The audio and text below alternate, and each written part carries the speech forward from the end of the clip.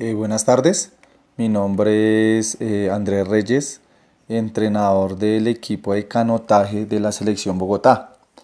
Con respecto a lo que me pregunta el estudiante Diego Gutiérrez sobre el canotaje, pues su historia parte desde la década del siglo XIX más o menos, aunque en años anteriores o antes, por decirlo así, 600 años atrás, se consideraba que pues el canotaje como tal se utilizaba como una herramienta de transporte.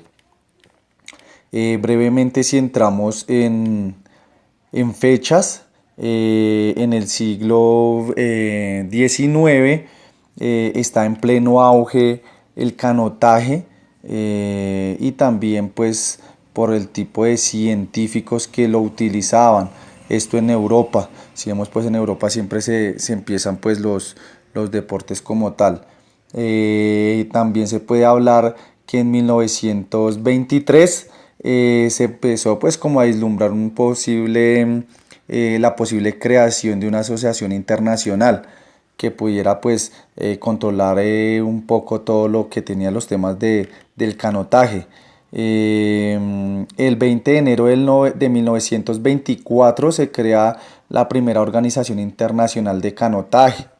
Luego, en 1946 se comenzó o se creó la que es actualmente Federación Internacional de Canotaje, la FIC, pues desde los Olímpicos de Berlín de 1936 como tal, pues empezó a crearse un poquito la asociación. Eso como tal en la historia, ¿sí? Pues es rápidamente, ya que él pues me indica el estudiante que pues debe ser muy breve y cosas como muy puntuales. Ya en el reglamento del canotaje se compone de una canoa, pues que es una embarcación pequeña de dimensiones sin timón, pues esta es impulsada por la fuerza humana, ¿no? El kayak, por su parte, es una embarcación pequeña, semicerrada, de tipo como una balsa piragua, las que conocemos nosotros que de los pescadores. En esta cuenta con un timón. eh, de igual manera, el remo, cuando se rema, van sentados en un sentido de marcha. ¿Listo? Entonces los dos van por la misma dirección. Si van por la derecha, pues los dos se están timoneando por los dos hemisferios, tanto derecho como izquierdo. En el canotaje deportivo se divide igualmente en dos modalidades, la de canoa y la de kayak. Las competencias de canotaje se realizan a velocidad. En una se compite en tres distancias, que son de 1000 metros, 500 metros y 200 metros. Los escenarios de competición se dividen con vallas de 9 o 8 carriles. Entre cada carril es de entre 5 y 9 metros de ancho de cada uno. También se pueden competir en embarcaciones de varios participantes, tanto en solitario, parejas o hasta de cuatro tripulantes. A nivel olímpico podemos decir que se admiten todas las cantidades de participantes, pero solo se compite en dos primeras distancias, que es en 1000 metros y 500 metros, en pista de 9 carriles. La competición de kayak son mediante códigos de letras, eh, y pues eso, pues digamos en letras y números, que sería K1, una persona, que es de 12 kilogramos de peso, para la embarcación de 5,2 metros de máxima longitud. La de K2, que serían dos personas, 18 kilos y máximo 6,5 metros. Y así sucesivamente, K4, 4 personas, 30 kilos. Y ya, pues eso es lo más relevante. Espero pues haberles atendido las inquietudes. Los invito pues acá a ser parte de Kayak Liga Bogotá. En el Simón Bolívar nos pueden encontrar. Muchísimas gracias y hasta luego. Listo. Esto me encuentro en la Universidad de Cundinamarca con el profesor Manuel Bernal, que nos va a explicar sobre el movimiento biomecánico del remo. Bueno, el remo es un movimiento cíclico, por lo tanto, consta de dos fases principalmente. La fase de remada, donde yo estoy haciendo tracción sobre el agua, y la fase de recuperación. Entonces, mientras que un brazo está traccionando, el otro está recuperando, por eso se llama un movimiento cíclico. Los movimientos cíclicos tienen adicionalmente características de alternancia entre brazos y piernas. O sea, cuando yo tracciono con la izquierda, estoy descansando la derecha, y cuando hago con la derecha, recupero con la izquierda. Estos movimientos tienen algunas características también de tipo biomecánico, como las variaciones de velocidad, como las variaciones de aceleración, como las variaciones de fuerza. Entonces, nada más. Muchísimas gracias. Eso fue todo. Gracias. Buenas noches, nos encontramos aquí en la Universidad Manuela Beltrán con nuestra fisioterapeuta Natalia García, quien nos aclarará algunas dudas con respecto a la morfología en su participación en deportes como el remo. Buenas noches para todos. Bueno, el remo es un deporte donde se presenta un encadenamiento de movimientos por parte de la rodilla, movimientos de flexión y extensión, asimismo como el brazo, y por parte del tronco, movimientos hacia adelante y hacia atrás. En deportes como el remo se realizan movimientos de abducción, aducción y circunducción del hombro. En cuanto a la participación de músculos, participan algunos tales como el trapecio, el redondo mayor, el infraespinoso, dorsal ancho y el deltoides. En extremidades superiores, en extensión está el tríceps y en flexión el bíceps y el branco radial. El antagonista del cuádriceps es el isquiotibial. Este es un músculo que se encuentra en la parte de atrás del muslo y es el que nos ayuda a flexionar la rodilla. Realiza una actividad totalmente contraria a los músculos del cuádriceps, que estos se contraen y pues en el isquiotibial se estiran. Y por último está el abdomen y glúteos, que son los que ayudan a estabilizar el cuerpo, y también la flexión de cadera, que son los que asisten al cuádriceps a sostener el muslo. Gracias. Gracias. Bueno, buenas tardes. El día de hoy nos encontramos con la docente Joana Jiménez. Ella hace parte de la Universidad Nacional. El día de hoy pues, nos va a comentar algo, pues una parte sobre lo que es la parte bioquímica del canotaje, pero para ello va a hacerles una pequeña introducción que pues como ya todos sabemos el objetivo de las competencias del canotaje es que las personas compitan en kayaks o en canoas, que son los elementos o bueno los implementos que ellos utilizan. Bueno, debe competirse en una pista que esté claramente definida, sin obstáculos y pues obviamente en el menor tiempo posible. Esto de acuerdo a la reglamentación establecida. Buenas tardes. Bueno, se debe partir de un factor determinante que es la frecuencia cardíaca, dependiendo de la edad, entre 20 y 30 años. Se manejan frecuencias cardíacas entre 185 y 194 pulsaciones por minuto. Esto destacando que son atletas medio élite. Esto quiere decir que el mayor gasto energético que tiene un deportista medio élite en canotaje es total al sin llegar a las reservas del fosfágeno. La ruta metabólica que predomina en las competencias de 1000 a 1500 metros es de capacidad láctica porque la duración promedio es entre 3 minutos y 3 minutos con 54 segundos, ya que llega el gasto total de energía sin llegar a las reservas fosfágenas del cuerpo.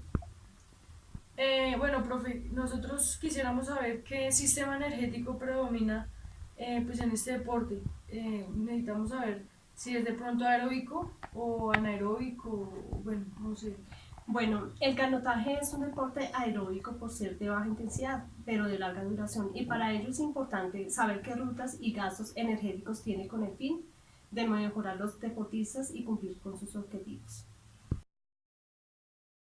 Buenas tardes, el día de hoy nos encontramos con el doctor John Jairo. Él hace parte del Hospital Cardiovascular de Soacha y el día de hoy nos va a comentar acerca de la nutrición que debe tener un deportista de canotaje. pues ya que como todos sabemos la nutrición juega un papel muy importante para los deportistas. Doctor, yo tengo una pregunta, ¿qué cantidad debe comer o consumir un deportista? Buenas tardes, mi nombre es John Jairo, con mucho gusto te respondo la pregunta. La cantidad de alimentos que un deportista necesita varía en función de la edad, la de la contextura y el tipo de nivel de actividades o deporte que realiza. Por lo general necesita consumir la cantidad de alimentos necesarios para reponer la alta cantidad de energía que quema diaria.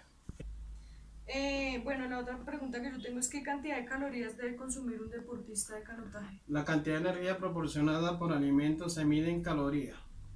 Los deportistas adolescentes necesitan suficiente energía para realizar entrenamientos intensos y para lograr un crecimiento y desarrollo rápido pueden necesitar tanto como 5.000 calorías al día. Bueno, la siguiente pregunta y última pregunta ya, doctor, que yo tengo es ¿qué tipo de calorías debe consumir un deportista de canotaje? Un deportista debe consumir carbohidratos, grasas y proteínas, esto dependiendo del tipo de objetivo que tenga el deportista y el nivel deportivo en el que se encuentre. Ok, doctor, pues de igual forma, muchísimas gracias también por darnos esa información y muchas gracias. Hasta luego. No, muchas gracias a Buenas tardes, nos encontramos en la Universidad del Área Andina con el especialista en deportes acuáticos Juan Miguel. Casi lo aciertas. En el primer Congreso Internacional de Enseñanza y Entrenamiento de Deportes Acuáticos. Cuénteme, señor Juan Miguel, a nivel fisiológico, ¿qué nos puede apuntar usted sobre el canotaje? ¿Qué quieres saber sobre el O sea, no, simplemente queremos saber de pronto a nivel fisiológico cómo es el cuerpo de los que practican este deporte. A nivel antropométrico, los canoístas, digamos que tienen un porcentaje de masa muscular en el tren superior muy grande, sobre todo lo que es musculatura de la espalda y musculatura de la articulación escapulohumeral, por lo que exige un rango de movimiento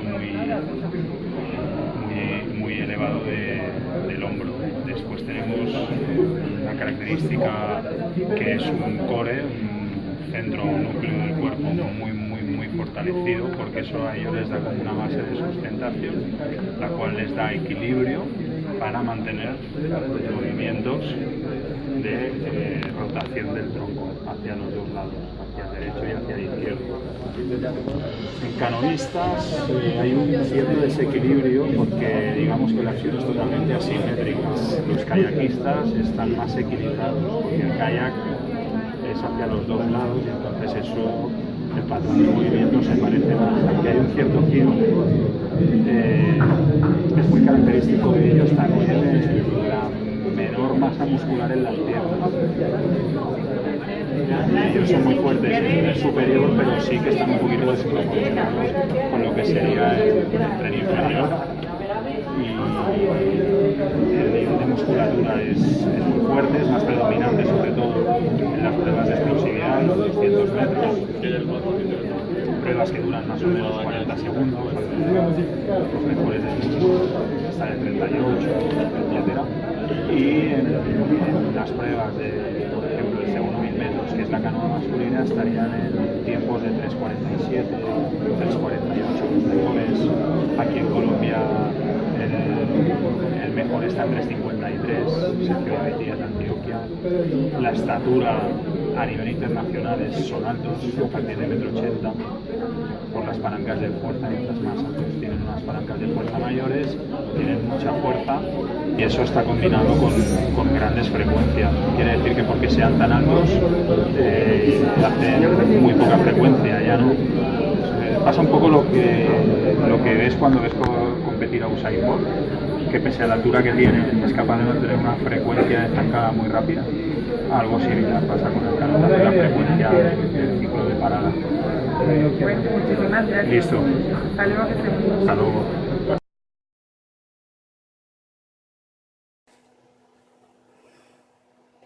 Me encuentro con el docente Mateo Valenzuela, quien en su experiencia nos contará el modelo de enseñanza que usa en el canotaje. Buenas tardes. Buenas tardes. Docente, cuéntanos su modelo de enseñanza. Pues mira, teniendo en cuenta la ley establecida Pues esta nos dice que, en pocas palabras, que la educación debe promover el deporte y también pues, el contacto con la naturaleza de los estudiantes. Entonces, mira, en mi experiencia, me gusta mucho el canotaje porque es un deporte que reúne mucho el contacto íntimo con la naturaleza y tanto como el desarrollo de la destreza física, social y psicológica.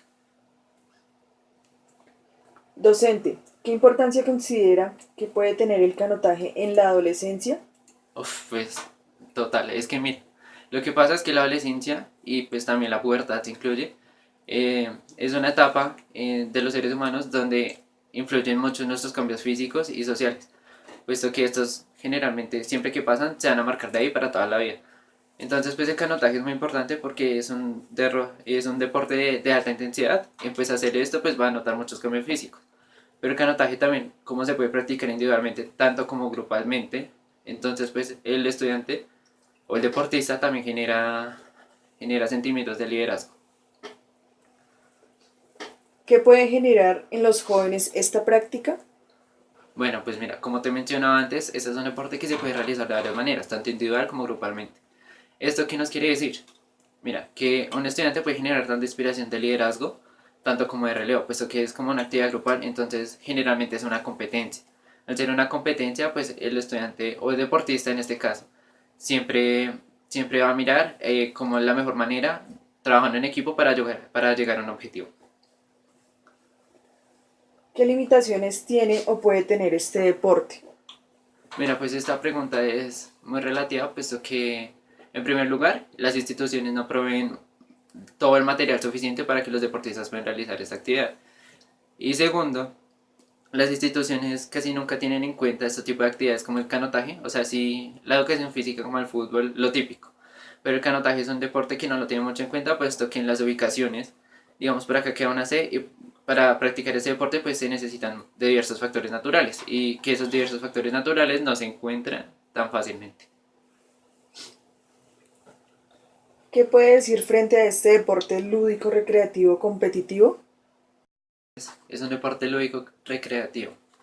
En la parte lúdica nos encontramos pues que el deportista al tener que trasladarse a una cierta distancia pues va conociendo parte geográfica.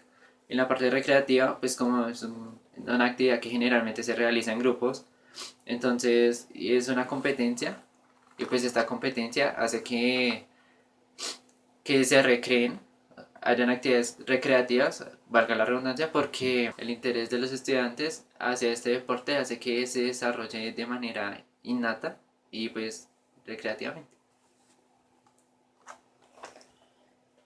¿Cuál será un objetivo como profesional en el deporte? Yo realicé un técnico en manejo ambiental y pues una gran problemática social que nos encontramos hoy en día es la pérdida de interés en el medio ambiente por parte de las personas.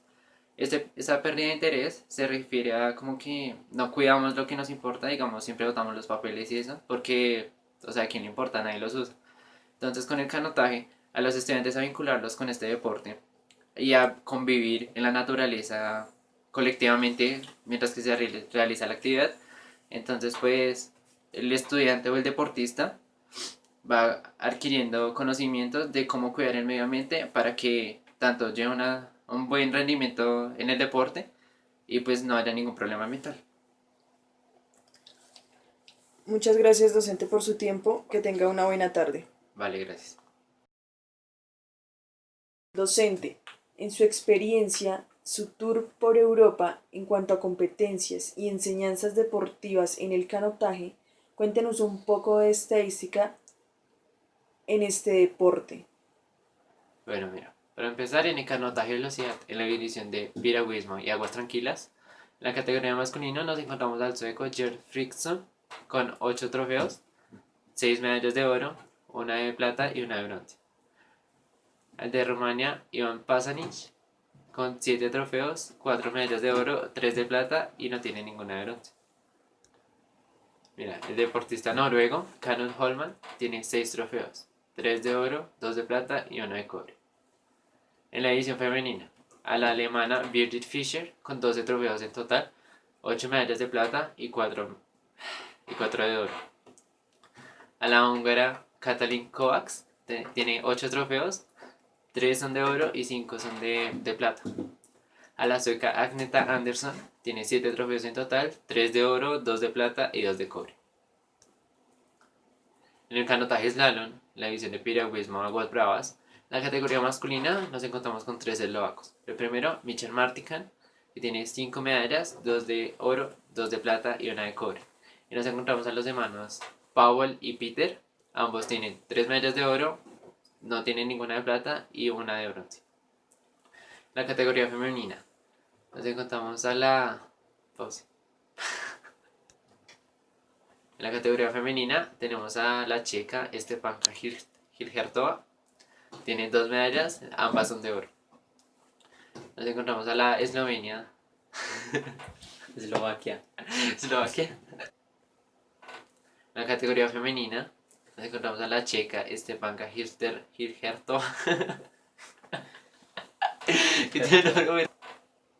En la categoría femenina tenemos a la checa Stepanka Hilgertova, tiene 2 medallas. Y no me miro así. En la categoría femenina encontramos a la checa Stepanka Hilgertova, tiene 2 medallas en total, ambas son de oro. Nos encontramos con la deportista de Eslovenia Elena Kališka, tiene 2 medallas y ambas son de oro también. Nos encontramos a la estadounidense Dana Shaldek, tiene 2 medallas, 1 de plata y 1 de bronce. Muchas gracias. Me encuentro con el ex deportista Manuel Muñoz, que en su experiencia deportiva nos contará las capacidades físicas necesarias para la práctica de este deporte, el canotaje. Buenas tardes. Buenas tardes. Bueno, pues las capacidades físicas necesarias para el canotaje son la resistencia, la fuerza y la velocidad. La resistencia a la velocidad, la resistencia a la fuerza y la fuerza explosiva. Entre otras, la coordinación y la flexibilidad. Para definir un poco las capacidades ya mencionadas, la resistencia física es una de las cualidades físicas básicas que nos permite llevar a cabo una actividad o un esfuerzo durante el mayor tiempo posible. De esta manera, la resistencia de velocidad es la capacidad de resistirse a la fatiga mientras se está corriendo. Por otra parte, se clasifica como fuerza, ya que el músculo tiene el movimiento al vencer la resistencia. El músculo es el encargado de producir la fuerza mediante la tensión producida por su contracción. La velocidad es una capacidad que consiste en recorrer una distancia en el menor tiempo posible. La coordinación es una capacidad física que permite al deportista realizar movimientos ordenados y dirigidos para obtener un gesto técnico. La flexibilidad es la capacidad que tienen las articulaciones para realizar movimientos con la mayor amplitud posible. Muchas gracias. Le agradezco su tiempo.